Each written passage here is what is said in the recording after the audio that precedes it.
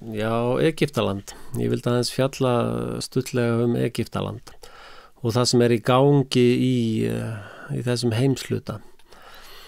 Nú höfum við séð undanfarin 20-30 ár þennan feril eða eiginlega frá stofnun eða frá seinni heimsstyrjöldinni.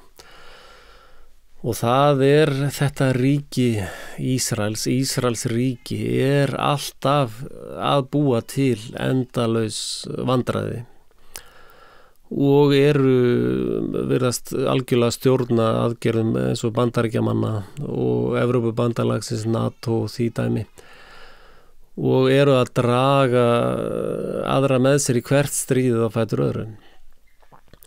Ísrael höfuð stöðvar New World Order og reyndar það stýrt af 3 öðrum frímerkjum á jörðinni. Það City of London, DC, Washington DC og Vatikanið. Það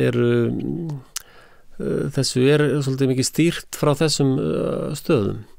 Og þið þurfa áttugar á því að alla fréttir sem að koma í gegnum fjölmiðlun okkar frá Reuters og AP sem í eigu Rothschild fjölskyldunar sem staðsta seðlabanka fjölskylda heimsins og að við getum nánast ekki treyst orði sem kemur í gegnum fjölmiðla og það má sérstaklega sjá alla fréttinar sem ekki sagðar. Það til dæmis í Sýrlandi núna þetta raun bara 2 öfl sem að berjast. Það þetta New World Order afl og almenningur í London sem verður að níðast á. Og til dæmis í Sýrlandi núna þessi FSA eða uppreisnarmenn eða hvað við viljum kalla, þetta 97% útlendingar. Þetta ekki sýrlendingar sem að berjast þarna. Og sama að gerast í Egyptalandi. Þetta engir Egyptar sem að berjast einbyrðist. Þetta eru útlendingar sem að stýra þessu múslima bræðralagi eða Al-Qaida eða hvað þetta heitir. Sko, það full sannað í dag að Amerikanar og Ísraelar stjórna Al-Qaida eða CIA og þessar leyniþjónustur sem nú sannlega vestur hryðjuverkasamtök heimsins, að þær að stýra þessum samtökum og það sem við sjáum síðan í fjölmiðlum bara eitt stórt leikrit. Og í Egyptalandi, það náttúrulega vita allir að Egyptaland liggur upp að landamærum Gaza og Ísrael ætla að fullna sitt þjóðamorð þar og í egypska þjóðin ekki kannski útsendarar Ísrael sem hafa komið sér þarna í stjórn.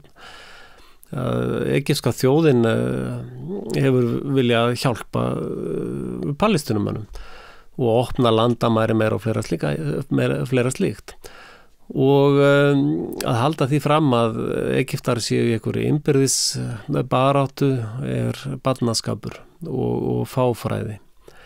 Þetta sama innrásar taktik og hefur verið beitt í Írak, í Líbíu og í Sýrlandi og núna Egyptalandi. Þetta allt sama plottið. Og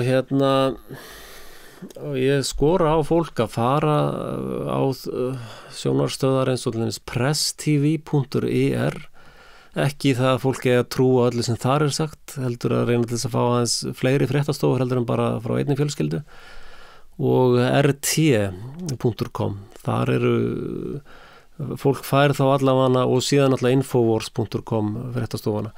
Þá fær fólk allavega að heyra flestar fréttinar og svo ekki gleyma Drudge Report. Þannig að fólk reyna þess að sjá báðar hliðarnar á peningnum. Það fréttir sem við fáum í íslenska fjölmiðla og ég tek eftir í skandinavískum fjölmiðlum algjör heila þótt að einhliða kjaftaðis fréttir. Þannig að ég skora á ykkur að fara á interneti með það opið og kynna ykkur þetta í botn.